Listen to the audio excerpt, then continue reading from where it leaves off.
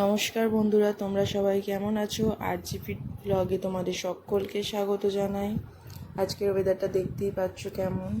আর সকাল সকাল এদিকে আমার দুটো গুন্ডাগিরি করতে আরম্ভ করে দিয়েছে। দেখতে পাচ্ছ কোথায় উঠেছে? কোনো ভয় আছে এইটুকুনি গুড়িগুলোর? দেখো কোথা থেকে কোথায় উঠেছে। আর একজন উঠতে পারছে না, খুব কষ্ট পাচ্ছে নিচে বসে বসে। ভয় পাচ্ছে তবু নামবে না। দেখো কার মাথা থেকে আর কার মাথায় উঠে পড়লো। আর যে উঠতে পারলো না সে এবার চারিদিক ছোটাছুটি আর হুড়োহুড়ি এই কাটে সারাদিন আমাদের। তোমাদেরকে কিছু কিছু দেখাই তো, সারাদিন আমাদের এটাই কাটে। এটাই দেখতে দেখতে আমাদের দেখতে দেখতে আর গুছোতে গুছোতে। এদিকে আমার খুব চিকেন ভর্তা খেতে ইচ্ছা করেছিল, সেই জন্য একটু চিকেন ভর্তা করেছিলাম। সেই রেসিপিটা তোমাদের সাথে শেয়ার করলাম। এদিকে আমি তেজপাতা, এলাচ, লবঙ্গ, দারচিনি ফোড়নে দিয়ে নিয়েছি। দেখতেই পাচ্ছ তোমরা, দেখে জানিও তোমাদের কেমন লাগলো এই রেসিপিটা। এদিকে আমার ফোড়নগুলো ভাজা হয়ে গেছে। আমি এদিকে পেঁয়াজ দিয়ে দিচ্ছি। ছোট ছোট করে পিস করতে হবে, ঠিক আছে? এটা কাটলে ছোট ছোট করে পিস করে ভেজে নিতে হবে, লাল লাল করে।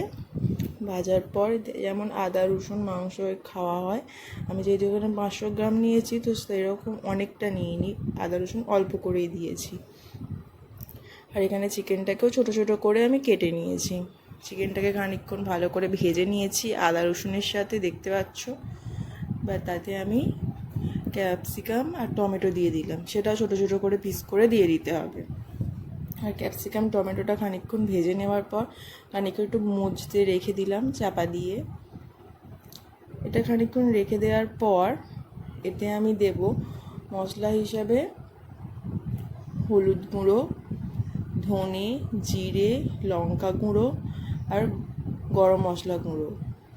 আর এখানে লঙ্কা গুঁড়ো যেটা দিয়েছি সেটা কাশ্মীরি রেড চিলি পাউডার, শুধুমাত্র কালারের জন্য, কোনো ঝালের জন্য না। হ্যাঁ, আমি ঝালের জন্য কাঁচা লঙ্কা ইউজ করব। তো এটা খানিকক্ষণ নাড়ার পর, কষানোর পর এরকম দেখতে হয়েছে। বা এতে টক দই দিতে হবে। টক দইটা দিয়ে নিলাম। টক দইটা দেওয়ার পরে একটু কষাতে হবে, হ্যাঁ, খানিকক্ষণ, যেহেতু এটা শক্ত মাংস তো সেই জন্য। আর এই পেস্টটায় আমি দিয়েছি কাজু বাদাম, মগজদানা আর গোটা কাঁচা লঙ্কা পেস্ট করে এই পেস্টটা বানিয়েছিলাম। এটা আমি একদম শেষে দিই, কারণ যেহেতু বাদাম তো নিচে লেগে যাওয়ার ভয় থাকে, সেই জন্য। আমার মিনিমাম 5 মিনিট বাকি থাকবে, তখন আমি এটা দিয়ে দিই।